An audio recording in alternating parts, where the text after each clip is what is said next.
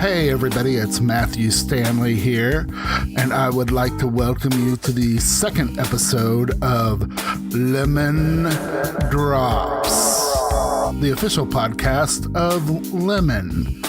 Now, if you're just tuning in for the first time, I'd like to thank you. If it's the second time that you're listening to me, I'd like to thank you for that as well. Now, just to give you guys a little bit of a rundown of what this podcast is about, it's about starting over. Now, for the past 4 years, in 2014, at the beginning of 14, January 1st, 2014, actually, I purchased a marketing and advertising agency with a guy, a local agency here in town, Joplin, Missouri. And he ended up buying me out at the beginning of this year. So I sold my share of the company. It was 50-50. I sold my share of the company January 1st, 2018. Now, I really didn't want to sell my share of the business, although my interest in advertising and marketing had started to wane. But my business partner and myself just really hadn't been seeing eye to eye for probably since we got into business together. But I know for sure, at least it was that last year, 2017, things were just going south between the two of us. And we had about 4 employees at one time. Anyway, I didn't want to sell it, but which is weird because I had become extremely disenchanted with the business as well. But, that's how I was earning my living. That's how I was making money. And so when I finally agreed to do that in January, well, he came to me at the end of last year. So with the proposition. So December and January and February, maybe March as well, were spent with a lot of reflection of trying to figure out and decide what I was going to do. Because, even though I sold the company and made some money, it wasn't a lot of money. And, I had a family. I had a wife and 2 girls. Had a wife and 2 girls. Technically, she's still my wife. But I'm getting ahead of myself here because that's also part of the whole starting over thing, which I had to some degree not really counted on that happening.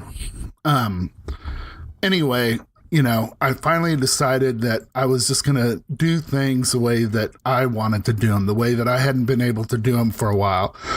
And I kind of go over some of this in the first podcast where I discuss what Lemon, my website, little company I came up with. The website is making lemonade.rocks, MAKINLEMONADE.ROCKS.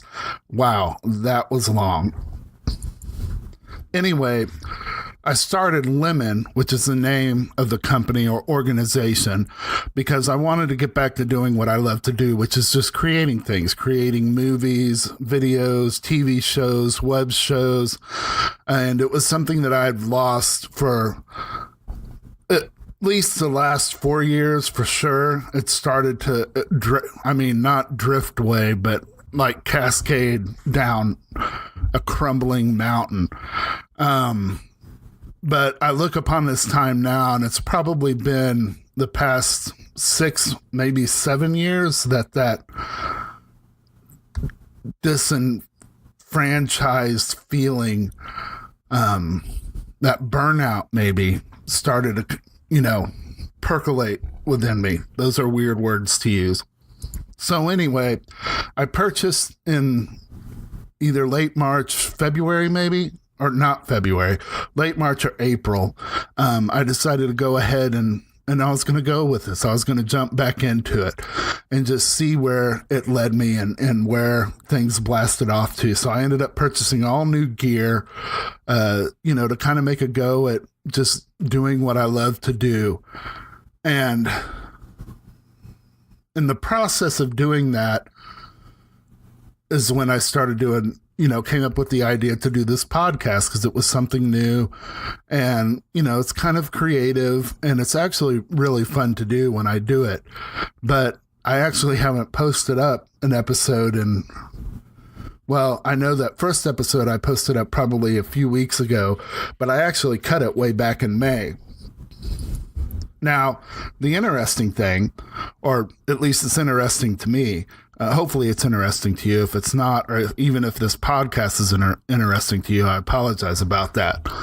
But the interesting thing to me, and it was something I was expecting but not expecting at the same time, and I'll explain why in a little bit. But in June of this year, maybe late May, everything's running together now. My wife ended up informing me that she wanted a divorce. Back in, it was July 2nd, 2015, when she had asked me to leave, or she would stay, but she would take the girls with her to her parents' house, and they live out of state, and I didn't want that.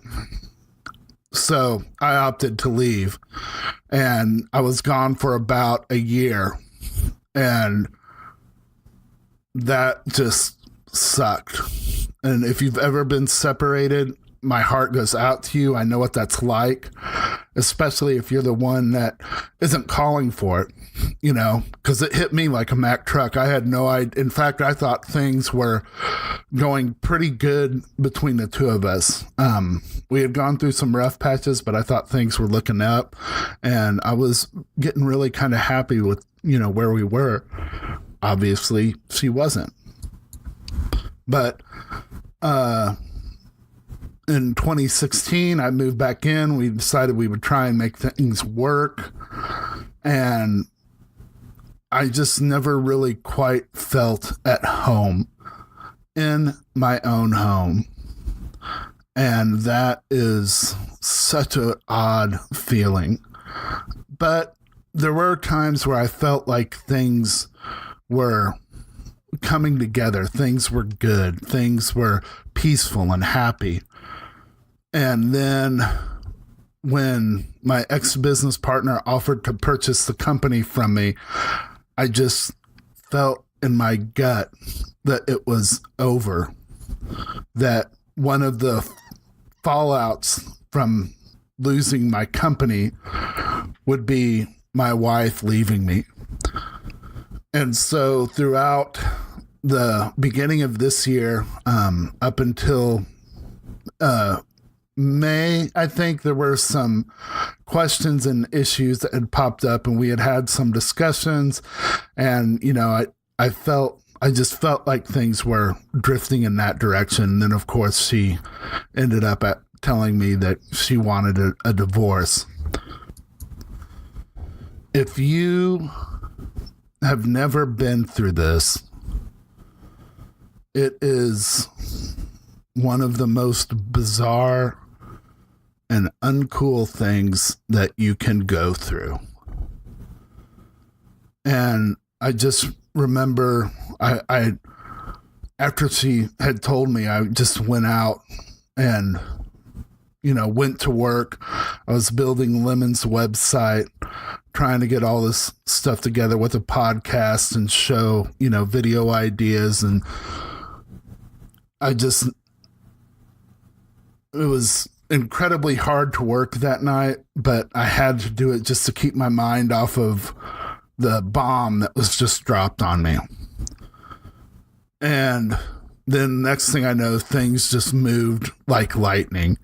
In a couple of weeks, we had sold our house, and I ended up, I was really lost. And to some degree, I still am. I'm out of a job. I have no job. I've had a few video gigs here and there, but nothing too extensive. I had to move back in with my folks, unfortunately. And while I love them, it's unfortunately. And so while we've been separated in the past, and while this bombshell that I was expecting to happen, even though I was hoping and praying that it wouldn't, it was still a shock to my system. And so that's why I really haven't posted anything in a while, because for the past couple months I've been dealing with this, trying to figure out what I'm going to do. Because, I mean, like I said, it's, I'm a little lost by it. We have 2 little girls that I just love with all of my heart. They are 4 and 7. The 4-year-old will turn 5 this month in the middle of September. And I mean, I'll tell you what, man, the night we decided to tell them what was happening was one of the crappiest nights of my life. And I don't know if I'll ever be able to get the image out of my mind of them realizing that this wasn't a joke. Because when when we sat down to talk with them, my soon-to-be ex-wife and I had discussed at first what things we would tell them and how we would tell them, because we wanted things to be amicable between the 2 of us. I didn't want to fight with her, didn't want to talk bad about her. Part of me did, actually, because I was angry and mad with her, and some days I still am. But I wanted to make it easy for the girls, because no matter what, though, it's not an easy thing to do, because their whole world gets uprooted and flipped over and dug up and ripped apart. And that may sound a little dramatic, but I actually don't believe that it is. I think that, I know that it'll affect them in ways that, we don't even comprehend or know yet. So when we sat there, they were in our bed. We were getting ready to go to bed. And, I looked at my soon-to-be ex and could see that she wasn't going to bring it up. So I had to bring it up. And when I first told them, and I didn't mention the word divorce when we told them, I just said that Daddy and Mama aren't going to live in the same house anymore. And they thought I was joking at first. And they would ask me that. And I could tell by the look on their faces that, they were just hoping that this was a joke, that Dad was pulling some stupid, sick prank on them. And, I had to keep telling him it wasn't a joke, and it wasn't a joke. And then when the 7-year-old Piper is her name, when she realized what was happening, she just lost it emotionally. She just burst into tears. And I had to reassure her that we both still loved her, that, things would be okay. We would all be okay. And she was really concerned about me. She was concerned about who would be with me. She didn't want me to be alone. She was worried that I would be lonely without him. And honestly, a lot of times I am, because I love them so much, and I love spending time with them and seeing them grow and seeing their imaginations work, and just sitting and talking with them and spending time. And after a little bit, once Piper started to calm down, Ellie, the 4-year-old, when it hit her brain and hit her about what was happening, she lost it as well. And she has one of the best cry faces I've ever seen, probably the best cry face I've ever seen. And that just, both of them, when they lost it, it just broke my heart. So it broke it first when Piper reacted, and then it broke it a second time when Elizabeth reacted. And I had so much anger at my ex, at Rachel, at that time, that I was just furious. I couldn't believe she was doing this to them. I couldn't believe she was doing it to me. I couldn't believe she was making me do this and go through with this. And it had been a moment that I had been dreading for a few weeks. So, anyway, the interesting thing about that is, going through the divorce, we had to take a a parenting class, which is, I guess, like a mandatory thing in the courts now. And afterwards, we went up and we talked to the gal that was teaching the class and, just kind of explained to her how we went about doing things, and, telling the kids. And she said that we did the right thing by not telling them that we were getting a divorce, just explaining to them what was happening and helping them to, understand that mama and daddy weren't going to be living together was a good way to do it. So I did feel good about that. In fact, one of the ridiculous things about going through that class was they give you like some sort of certificate at the end that shows you went through the class, and you have to give it to your lawyer, and I guess he has to present it to the court. I'm like, they got a freaking certificate for this jacked up craziness now. So we're still in, trying to get everything. Our lawyers are trying to get everything situated and figured out. And, we're trying to come to terms with everything. I get to see him, every now and then. I get him like, they get to come over and they get to stay the night, but I don't have a place yet. I did look at one and ended up turning it down over, I think it was a week or two ago. I went and checked it out, and, it was a nice place, and the landlord was a good guy, but I could just tell that we didn't mesh. We didn't really connect. And, I kind of felt forced on a few things to make decisions for him. And I was like, I'm not going to do that anymore, because I had done that with a ex-business partner and got tired of it there, and did it with a soon-to-be ex-wife as well, and got tired of that. And so I, made the decision that I wasn't going to force people, that I wasn't going to have people that forced me to make decisions, really in my life anymore, and that as much as I can. So I declined that. So needless to say, the girls have been coming to stay with me on some nights over at my parents' house, which is great because my folks love them. But at the same time, I'm a 46-year-old man living at home again, trying to get my life back in order.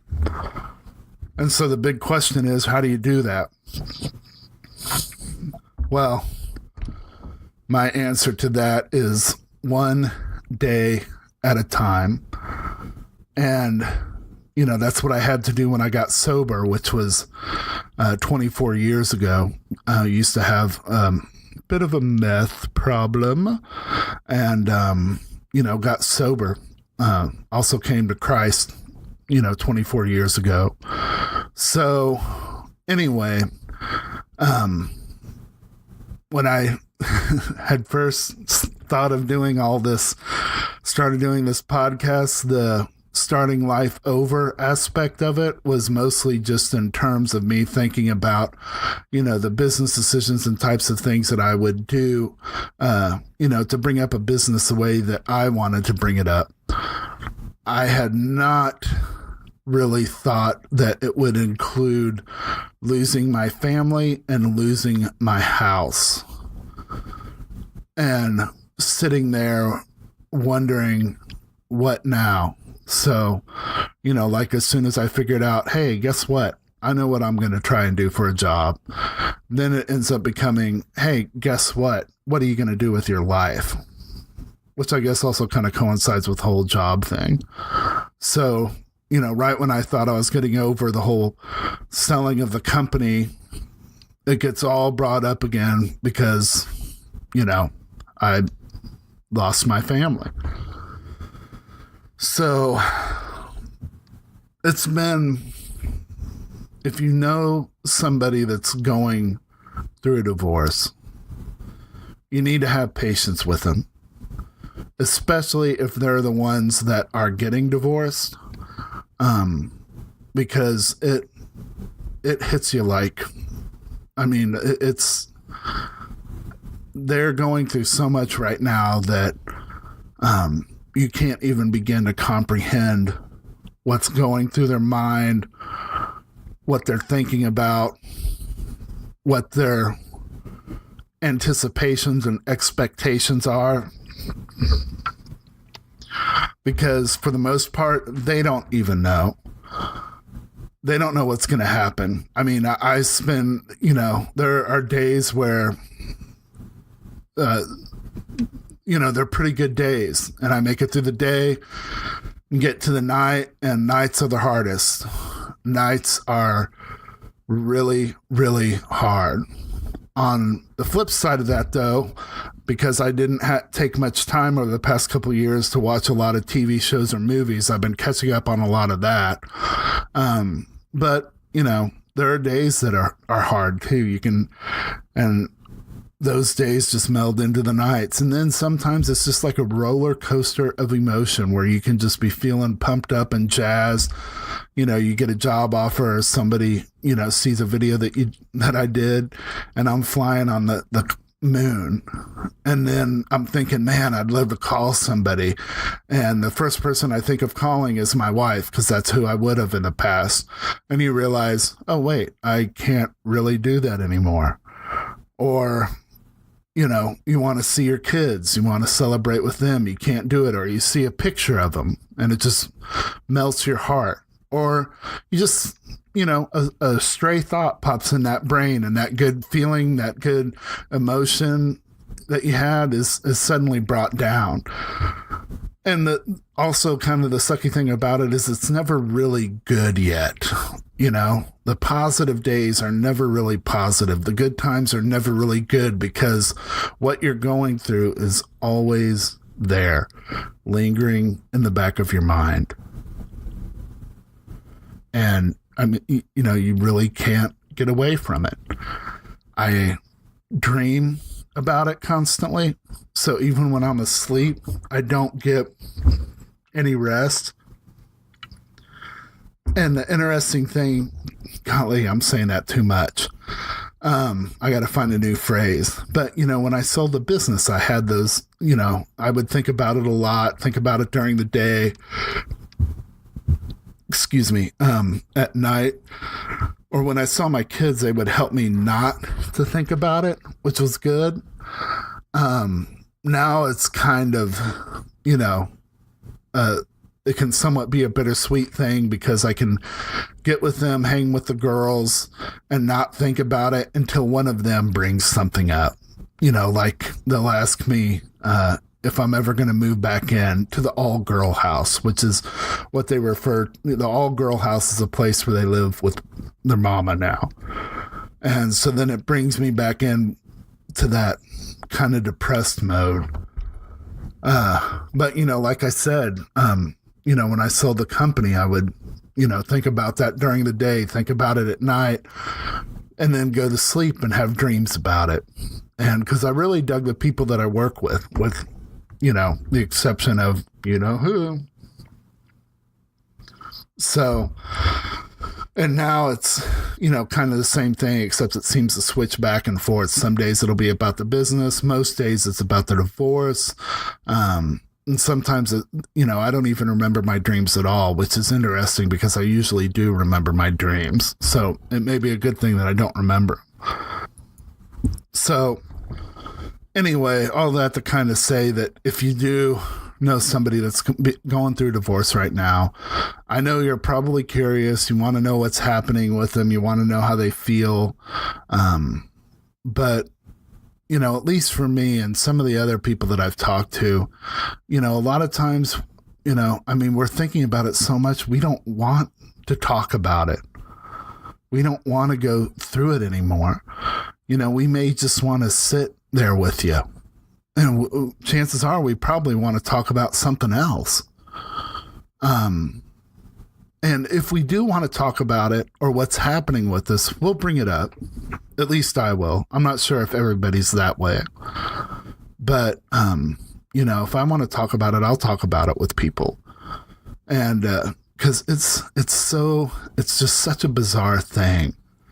You know, because you do feel that feeling when you walk into a room and you know that everybody knows what you're going through, and you can just feel that they want to talk about it. And I've skipped events and, you know, going out in public, going to places, family stuff, because I know they'll want to talk about it and I don't want to, which probably isn't the best way to handle it. But it's the only way that I know how to do that right now. And sometimes you just want to be by yourself. You don't want to go out. You just want to chill, maybe watch a movie, maybe watch a TV show, work on a podcast, work on a website. That's what I do. Edit videos. Because I've been doing videos with my girls now, and you can check it out on the website or my YouTube channel. It's Daddy Daughter Dinner Time, where I'm teaching myself how to cook and trying to learn, good healthy eating habits and teach them to my girls. Little plug, shameless plug there. If you do happen to check them out, make sure you like them and subscribe to my YouTube channel. So anyway, it's, to talk to those that know someone that's going through a divorce. And I know you may be concerned about those people, and I know that you want to help them. But really, I think just being there, just in case they do want to talk, just in case they do need help, is probably the best thing. And I mean, I'm not an expert by any means in any psychological or relationship field, especially relationship. So I could just be blowing a bunch of smoke, and it may be the totally wrong thing for you to do. I don't know. I'm just reflecting on myself right now. But if you are going through a divorce right now, or you've just been through one, especially if you're kind of on the receiving end of that, man, my heart goes out to you, because I know how hard it is right now. And, there are positive things.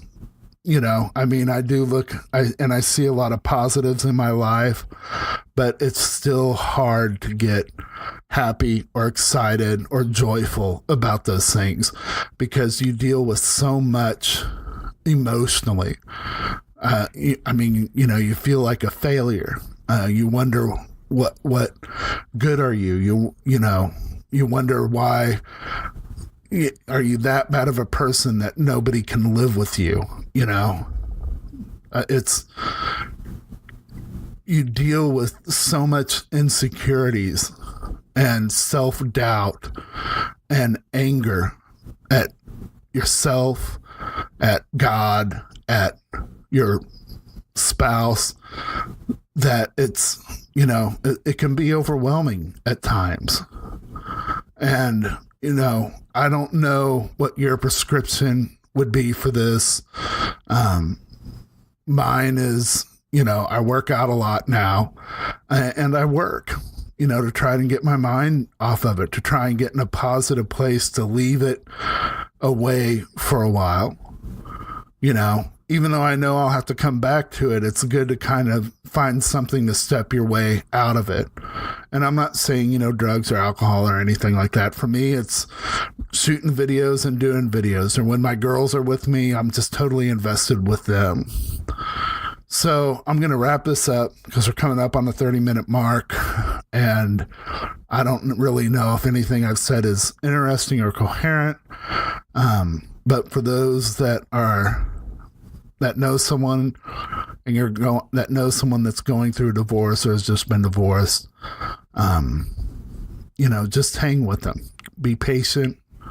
Look for those times where you can, motivate them, because I need those times. I need those moments of motivation to get up, get out, do things.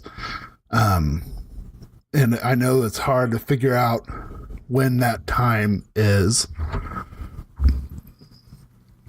But, I guess the best thing I can say is just be patient and love them. If you're someone that's going through a divorce, hang in there. I can't say it gets better, because I haven't made it, I'm not that far through it yet. I suspect it is, or at least different. There is lots of sorrow and sadness. There are, dreams that have died, which is, it just sucks. Sleeping in an empty bed sucks. Not having that best friend to talk to sucks. Also, by the way, referring to your ex when you talk with him or see him somewhere and you call him babe or whatever your pet name was for him, that sucks. I've done that more than once. Or you accidentally go in for a hug, which is awkward. And if you're, on the receiving end of the divorce and you've got kids, try and make it work as best as you can for them. I know that there's probably a lot of anger. You want to tell them who's the one that wanted it. You want to tell them how bad the other person is. You want to, just kind of basically unload your anger on them. They don't deserve that.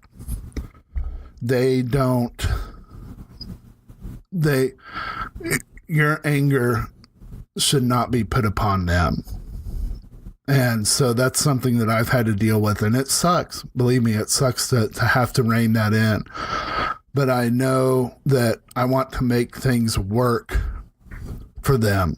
And if I can't have it the best way, which in my mind is being married to their mother, then I'll have it the second best way, which is a friendship. And if none of that is possible with the other, just love your kids and make sure they know that you love them. And that's not being the best friend, because you're not called to be the best friend.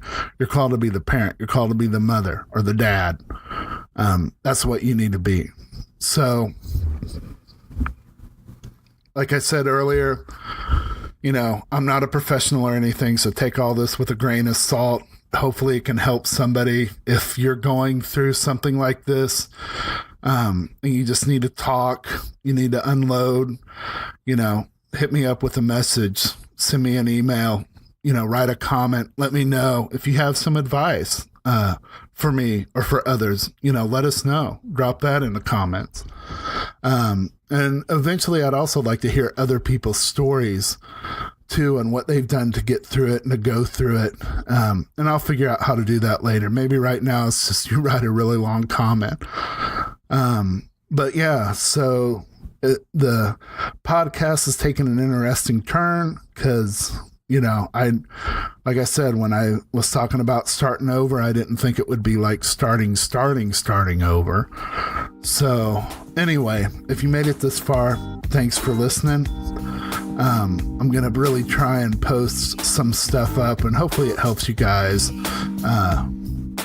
or people that are going through this. I hope that, there's somebody out there that, knows what you're going through. And I'm sorry that you're having to go through it. I know that it sucks. But, we will get through it. So I love you guys. Thanks for listening. Like I said, if you need someone to talk to or want to leave me a comment, please feel free to do so. Check out Daddy Daughter Dinner Time. Hopefully it'll make you laugh. And keep your head up. You'll get through it. All right, I love you guys. Peace.